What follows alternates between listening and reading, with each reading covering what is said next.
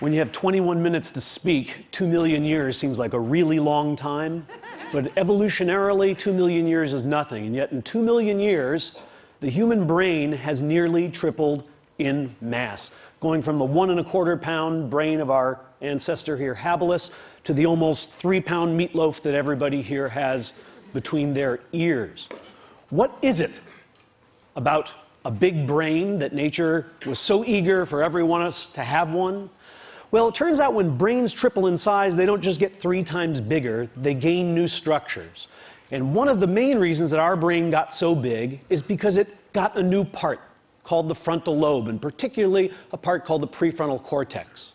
Now, what does a prefrontal cortex do for you that should justify the entire architectural overhaul of the human skull in the blink of evolutionary time? Well, turns out the prefrontal cortex does lots of things, but one of the most important things it does is it is an experience simulator. Pilots practice in flight simulators so that they don't make real mistakes in planes. Human beings have this marvelous adaptation that they can actually have experiences in their heads before they try them out in real life. This is a trick that none of our ancestors could do, that no other animal can do quite like we can. It's a marvelous adaptation. It's up there with opposable thumbs and standing upright in language as one of the things that got our species out of the trees and into the shopping mall. Now, all of you have done this. I mean, Ben & Jerry's doesn't have liver and onion ice cream, and it's not because they whipped some up, tried it, and went yuck. It's because without leaving your armchair, you can simulate that flavor and say yuck before you make it. Let's see how your experience simulators are working. Let's just run a quick diagnostic before I proceed with the rest of the talk. Here's 2 different futures that I invite you to contemplate, and you can try to simulate them and tell me which one you think you might prefer. One of them is winning the lottery. This is about $314 million, and the other is becoming paraplegic. So just give it a moment of thought. You probably don't feel like you need a moment of thought. And interestingly, there are data on these 2 groups of people, data on how happy they are. And this is exactly what you expected, isn't it? But these aren't the data. I made these up. These are the data. You failed the pop quiz and you're hardly 5 minutes into the lecture. Because the fact is that a year after losing the use of their legs and a year after winning the lotto, lottery winners and paraplegics are equally happy with their lives. Now, don't feel too bad about failing the first pop quiz because everybody fails all of the pop quizzes all of the time. The research that my laboratory has been doing, that economists and psychologists around the country have been doing, have revealed something really quite startling to us. Something we call the impact bias, which is the tendency for the simulator to work badly. For the simulator to make you believe that different outcomes are more different than in fact they really are. From field studies to laboratory studies, we see that winning or losing an election, gaining or losing a romantic partner, getting or not getting a promotion, passing or not passing a college test, on, have far less impact, less intensity, and much less duration than people expect them to have. Now, in fact, a recent study, this almost floors me, a recent study showing how major life traumas affect people suggests that if it happened over 3 months ago, with only a few exceptions, it has no impact whatsoever on your happiness. Why? Because happiness can be synthesized. Sir Thomas Browne wrote in 1642, "I am the happiest man alive. I have that in me that can convert poverty to riches, adversity to prosperity. I am more invulnerable than Achilles. Fortune hath not one place to hit me." What kind of remarkable machinery does this guy have in his head? Well, it turns out it's precisely the same remarkable machinery that all of us have. Human beings have something that we might think of as a psychological immune system, a system of cognitive processes, largely non-conscious cognitive processes, that help them change their views of the world so that they can feel better about the worlds in which they find themselves. Like Sir Thomas, you have this machine. Unlike Sir Thomas, you seem not to know it. We synthesize happiness, but we think happiness is a thing to be found. Now, You don't need me to give you too many examples of people synthesizing happiness, I suspect, though I'm going to show you some experimental evidence. You don't have to look very far for evidence. I took a copy of the New York Times and tried to find some instances of people synthesizing happiness, and here are 3 guys synthesizing happiness. I'm so much better off physically, financially, mentally, almost every other way. I don't have 1 minute's regret. It was a glorious experience. I believe it turned out for the best. Who are these characters who are so damn happy? Well, the first one is Jim Wright. Some of you are old enough to remember. He was the chairman of the House of Representatives, and he resigned in disgrace when this young Republican named Newt Gingrich found out about a shady book deal he had done. He lost everything. Most powerful Democrat in the country, he lost everything. He lost his money, he lost his power. What does he have to say all these years later about it? I am so much better off, physically, financially, mentally, and in almost every other way. What other way would there be to be better off? Vegetably, minerally, animally? He's pretty much covered in there. Maurice Bickham is somebody you've never heard of. Maurice Bickham uttered these words. Upon being released, he was 78 years old. He'd spent 37 years in Louisiana State Penitentiary for a crime he didn't commit. He was ultimately exonerated at the age of 78 through DNA evidence. And what did he have to say about his experience? I don't have 1 minute's regret. It was a glorious experience. Glorious! This guy is not saying, well, yeah, there's some nice guys. They had a gym. It's glorious, a word we usually reserve for something like a religious experience. Harrius Langerman uttered these words, and he's somebody you might have known but didn't, because in 1949 he read a little article in the paper about a hamburger stand owned by these 2 brothers named McDonald's, and he thought, that's a really neat idea. So he went to find them. They said, we'd give you a franchise on this for $3,000. Harry went back to New York, asked his brother, who was an investment banker, to loan him the $3,000, and his brother's immortal words were, you idiot, nobody eats hamburgers. He wouldn't lend the money, and of course, 6 months later, Ray Kroc had exactly the same idea. It turns out people do eat hamburgers, and Ray Kroc, for a while, became the richest man in America. Oh, and then finally, some of you recognize this young photo of Pete Best, who was the original drummer for the Beatles, until they, kind of like sent him out on an errand and snuck away and picked up Ringo on a tour. Well, in 1994, when Pete Best was interviewed, yes, he's still a drummer, yes, he's a studio musician, he had this to say, I'm happier than I would have been with the Beatles. Okay, there's something important to be learned from these people, and it is the secret of happiness. Here it is, finally, to be revealed.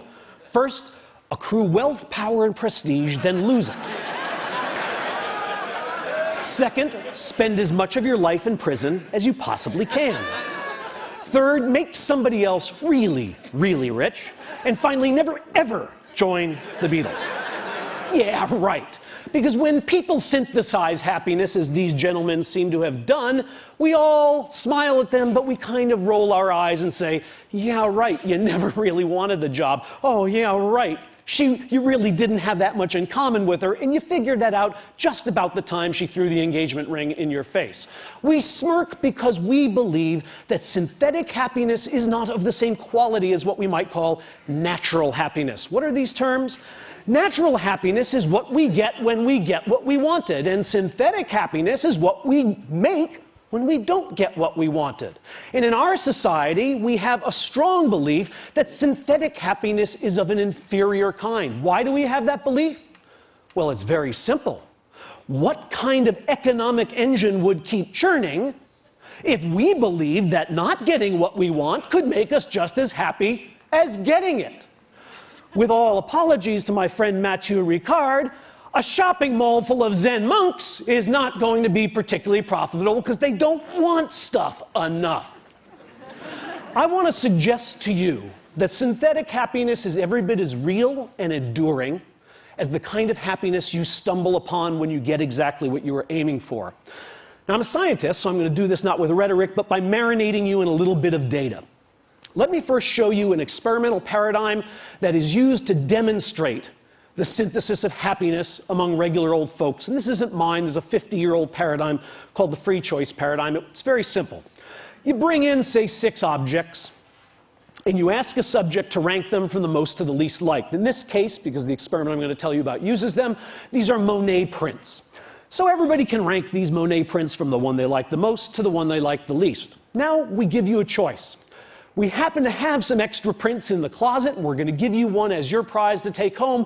We happen to have number 3 and number 4, we tell the subject. There's a bit of a difficult choice, because neither one is preferred strongly to the other, but naturally, people tend to pick number 3 because they liked it a little better than number 4. Sometime later, it could be 15 minutes, it could be 15 days, the same stimuli are put before the subject and the subject is asked to re-rank the stimuli. Tell us how much you like them now. What happens? Watch as happiness is synthesized. This is the result that has been replicated over and over again. You're watching happiness be synthesized. Would you like to see it again? Happiness. The one I got is really better than I thought. That other one I didn't get sucks. That's the synthesis of happiness. Now, what's the right response to that? Yeah, right. Now, here's the experiment we did, and I hope this is going to convince you that yeah, right was not the right response. We did this experiment with a group of patients who had anterograde amnesia. These are hospitalized patients. Most of them have Korsakoff syndrome, polyneurotic psychosis, that they drank way too much and they can't make new memories. Okay, they remember their childhood, but if you walk in and introduce yourself and then leave the room, when you come back, they don't know who you are. We took our Monet prints to the hospital, and we asked these patients to rank them from the one they liked the most to the one they liked the least. We then gave them the choice between number 3 and number 4. Like everybody else, they said, gee, thanks, doc, that's great. I could use a new print. I'll take number 3. We explained we would have number 3 mailed to them. We gathered up our materials, and we went out of the room and counted to a half hour. Back into the room. We say, hi, we're back. The patients, bless them, say, oh, doc, I'm sorry, I got a memory problem, that's why I'm here. If I've met you before, I don't remember. Really, Jim, you don't remember? I was just here with the Monet prints. Sorry, doc, I just don't have a clue. No problem, Jim. All I want you to do is rank these for me from the one you like the most to the one you like the least.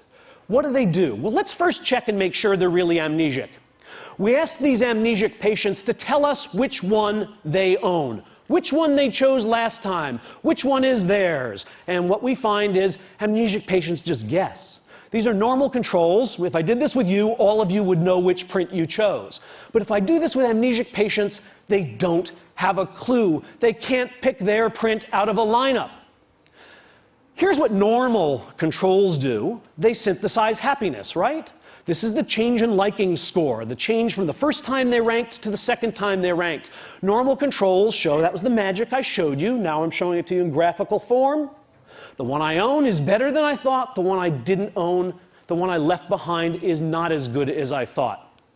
Amnesics do exactly the same thing. Think about this result. These people like better the one they own, but they don't know they own it.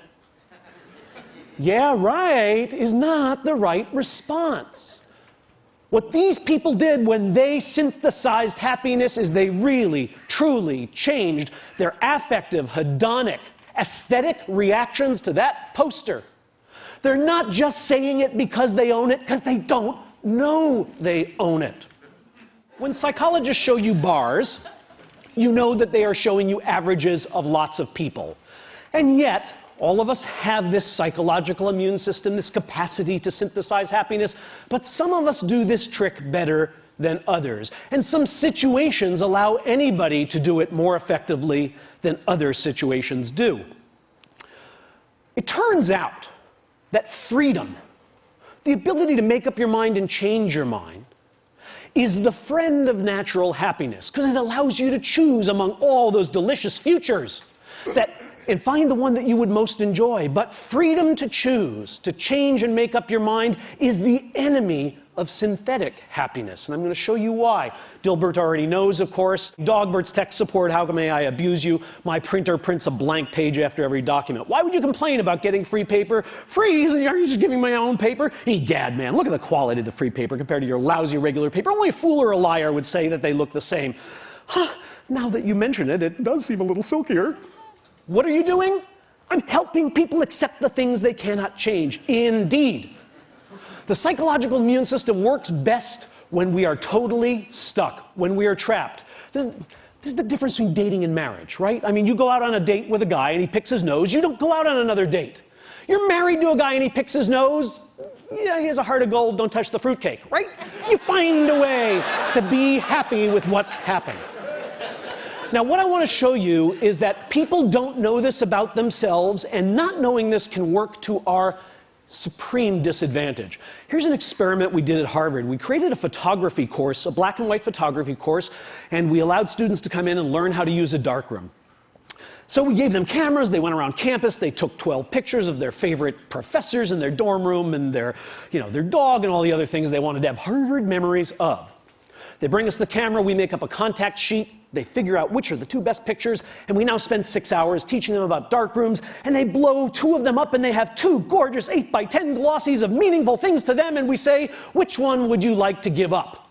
They say, I have to give one up? Oh yes, we need one as evidence of the class project. So you have to give me one, you have to make a choice, you get to keep one, and I get to keep one. Now, there are 2 conditions in this experiment. In one case, the students are told, but you know, if you want to change your mind, I'll always have the other one here, and in the next 4 days before I actually mail it to headquarters, I'll be glad to, headquarters, I'll be glad to swap it out with you. In fact, I'll come to your dorm room and just give me an email. Better yet, I'll check with you. You ever want to change your mind, it's totally returnable. The other half of the students are told exactly the opposite. Make your choice, and by the way, the mail is going out, gosh, in 2 minutes to England. Your picture will be winging its way over the Atlantic. You will never see it again. Now, half of the students in each of these conditions are asked to make predictions about how much they're going to come to like the picture that they keep and the picture they leave behind. Other students are just sent back to their little dorm rooms, and they are measured over the next 3 to 6 days on their liking and satisfaction with the pictures. And look at what we find. First of all, here's what students think is going to happen. They think they're going to maybe come to like the picture they chose a little more than the one they left behind, but these are not statistically significant differences. It's a very small increase, and it doesn't much matter whether they were in the reversible or irreversible condition. Wrong-o. Bad simulators. Because here's what's really happening, both right before the swap and 5 days later. People who are stuck with that picture, who have no choice, who can never change their mind, like it a lot.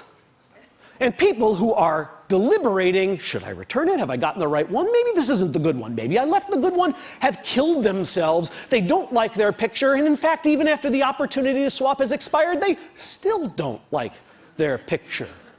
Why? Because the irreversible condition is not conducive to the synthesis of happiness. So here's the final piece of this experiment. We bring in a whole new group of naive Harvard students, and we say, you know, we're doing a photography course, and we can do it one of 2 ways.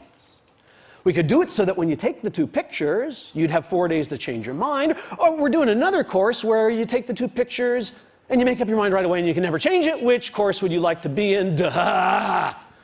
66% of the students, 2/3, prefer to be in the course where they have the opportunity to change their mind. Hello? 66% of the students choose to be in the course in which they will ultimately be deeply dissatisfied with the picture. Because they do not know the conditions under which synthetic happiness grows.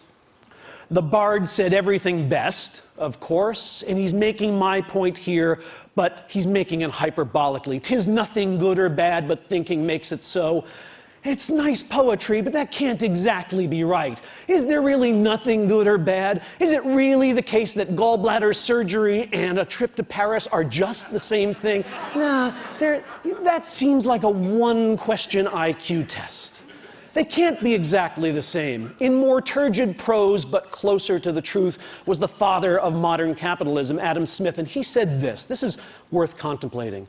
The great source of both the misery and disorders of human life seems to arise from overrating the difference between one permanent situation and another. Some of these situations may no doubt deserve to be preferred to others, but none of them can deserve to be pursued with that passionate ardor which drives us to violate the rules either of prudence or of justice, or to corrupt the future tranquility of our minds either by shame from the remembrance of our own folly or by remorse for the horror of our own injustice. In other words, yes, some things are better than others.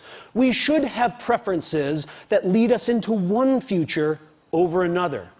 But when those preferences drive us too hard and too fast because we have overrated the difference between these futures, we are at risk. When our ambition is bounded, it leads us to work joyfully. When our ambition is unbounded, it leads us to lie, to cheat, to steal, to hurt others, to sacrifice things of real value. When our fears are bounded, we're prudent, we're cautious, we're thoughtful. When our fears are unbounded and overblown, we're reckless and we're cowardly. The lesson I want to leave you with from these data is that our longings and our worries are both to some degree overblown because we have within us the capacity to manufacture the very commodity we are constantly chasing when we choose experience. Thank you.